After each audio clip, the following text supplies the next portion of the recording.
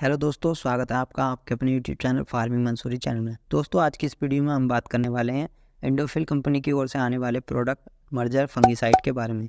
इसमें हम बात करेंगे इसके टेक्निकल से लेकर प्राइस के बारे में, यानी पूरी जानकारी इस वीडियो में आपको मिलने वाली है विस्तार से। तो वीडियो में बने रहें लास्ट तक ताकि आपको पूरी जानकारी अच्छे से मिल सके। तो मैं हूँ आपका दोस्त और होस्ट जादिल मंसूरी। चलिए शुरू करते हैं। दोस्तों, मर्जर एंडोफिल कंपनी की ओर से आने वाला एक broad spectrum contact plus systemic fungicide है, जिसके अंदर आपको tricyclazole 18% plus mancozeb 62% WP form में देखने को मिल जाता है। WP यानी वेटेबल पाउडर फॉर्म में देखने को मिल जाता है, जो कि पानी के संपर्क में आते ही आसानी से घुल जाती है और अच्छी घुलनशील फॉर्म होती है। दोस्तों, बात करें अब इसके काम करने के तरीके के बारे में, यानी इसके अंदर हमें दो टेक्निकल देखने को मिलते हैं। एक ट्राइसाइक्लाजोल, जो कि जोल ग्रुप का एक फंगिसाइड है। इसके अंदर हमें सिस्टमिक एक्शन देखने को मिलता है, जिसकी वजह से हम इसका स्प्रे करते हैं तो ये दवाई हमारे पौधों के सिस्टम में जाकर काम करती है।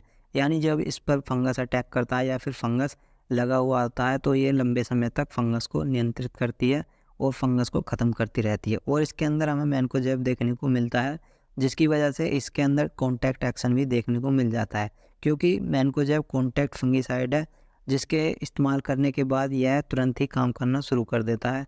यानी जितने भी इसके संपर्क में फंगस आते हैं उनको यह तुरंत ही ख़त्म करना शुरू कर देता है। बाकी दोस्तों, ये ब्रॉड स्पेक्ट्रम फंगिसाइड होने के की वजह से ये हमारी फसल में एक से अधिक प्रकार के फंगस को कंट्रोल करता है, तो ये एक अच्छा फंगिसाइड है।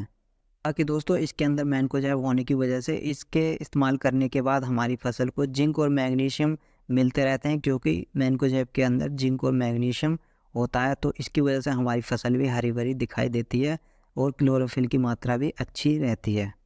और किसान साथियों, आप इस दवाई का इस्तेमाल प्रिवेंटिव और क्यूरेटिव दोनों तरीके से कर सकते हैं। यानी अगर आपकी फसल में रोग आ चुका है तब भी आप इस दवाई का इस्तेमाल कर सकते हैं, क्योंकि यह रोग आए हुए पे भी अच्छा काम करता है। इसके अलावा अगर आप इसका इस्तेमाल रोग आने से पहले करना चाहते हैं, अगर आपको लग रहा है कि रोग आने वाला है, तब आप इसका अपनी फसल में इस्तेमाल करेंगे तो ये प्रिवेंटिव में रोग को से आने से पहले काम करना शुरू कर देता है, जिसकी वजह से हमारी फसल में फंगस का अटैक देखने को कम मिलता है। इसके अलावा दोस्तों, बात करें इसका इस्तेमाल हम कौन कौन से स्टेज पर कर सकते हैं, तो इसका इस्तेमाल आप सभी स्टेज पर कर सकते हैं। वेजिटेटिव स्टेज पर आप इसका इस्तेमाल कर सकते हैं। इसके अलावा फ्लावरिंग स्टेज पर या फ्रूटिंग स्टेज पर भी आप इसका इस्तेमाल कर सकते हैं। कोई सी भी स्टेज पर इसका कोई साइड इफ़ेक्ट देखने को नहीं मिलता, क्योंकि ये सेफ फंगिसाइड है। तो आप इसका इस्तेमाल बेझिझक कर सकते हैं, कोई दिक्कत वाली बात नहीं। बाकी दोस्तों, बात की जाए इसकी रेनफास्टनेस की, यानी इसका इस्तेमाल करने के बाद हमें कितने टाइम बाद इसका रिजल्ट देखने को मिलता है, तो यदि आप इस दवाई का इस्तेमाल अपनी फसल में कर देते हैं और उसके 2 घंटे के बाद भी कोई भी दिक्कत या मौसम में चेंजिंग या वर्षा वगैरह होती है, तब भी इसके आपको पूरे रिजल्ट देखने को मिल जाते हैं, क्योंकि इसका रेनफास्टनेस 2 घंटे का होता है।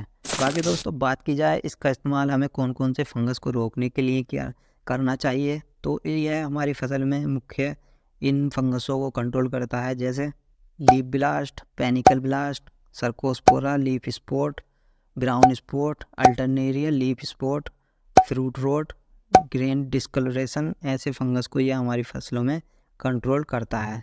तो आप इन बीमारियों पर इस दवाई का इस्तेमाल कर सकते हैं, आपको अच्छे रिजल्ट देखने को मिल जाएंगे। बाकी दोस्तों, बात की जाए इसका इस्तेमाल हमें कौन कौन सी फसलों में करना चाहिए, तो आप उन सभी फसलों में इसका इस्तेमाल कर सकते हैं जिन फसलों में ये बीमारियां दिखाई देती हैं।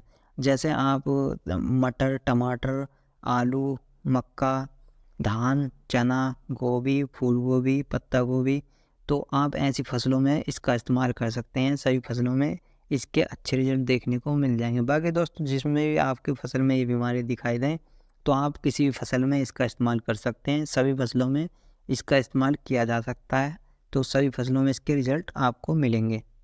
तो अब बात कर लेते हैं इसका इस्तेमाल हम अन्य कौन सी दवाइयों के साथ घोल बनाकर कर सकते हैं। जैसा कि आप सभी लोग जब स्प्रे करते हैं तो एक से अधिक दवाइयों का इस्तेमाल करते हैं, तो आप इसके साथ भी किसी भी दवाई का घोल बना सकते हैं, कोई दिक्कत वाली बात नहीं है।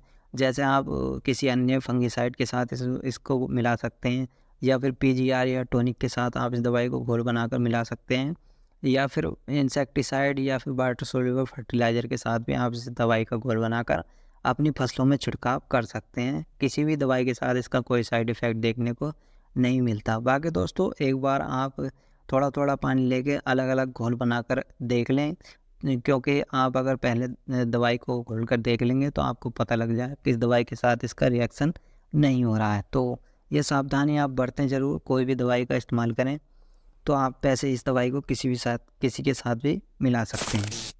तो दोस्तों अब बात आती है इसकी डोज के बारे में, यानी हमें इसकी डोज कितनी लेनी चाहिए। तो आपको इसकी डोज 1 लीटर पानी में 2.5 से 3 ग्राम दवाई को घोल बनाकर अपनी फसल में छिड़काव कर देना चाहिए।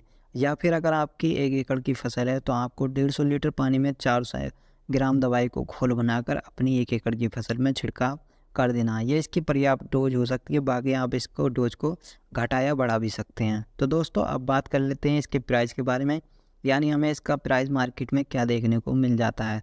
तो आपको 1 किलो के पैक का प्राइस लगभग 1000 रुपये के आसपास देखने को मिल जाएगा। बाकी दोस्तों प्राइस ऊपर नीचे हो सकता है एरिया के हिसाब से, या फिर आप हमारी वीडियो किस समय पर देख रहे हैं तो प्राइस पर इतना ध्यान ना दें, बाकी आप अपने एरिया में देख सकते हैं क्या प्राइस रहने वाला है। तो दोस्तों कैसी लगी आपको ये छोटी सी जानकारी अच्छी लगी हो तो वीडियो को ज़रूर से ज़रूर लाइक करें, बाकी वीडियो को शेयर करें। कुछ समझ में ना आया हो तो कमेंट करके पूछ सकते हैं। तो मिलते हैं किसी और वीडियो में किसी और नए टॉपिक के साथ, तब तक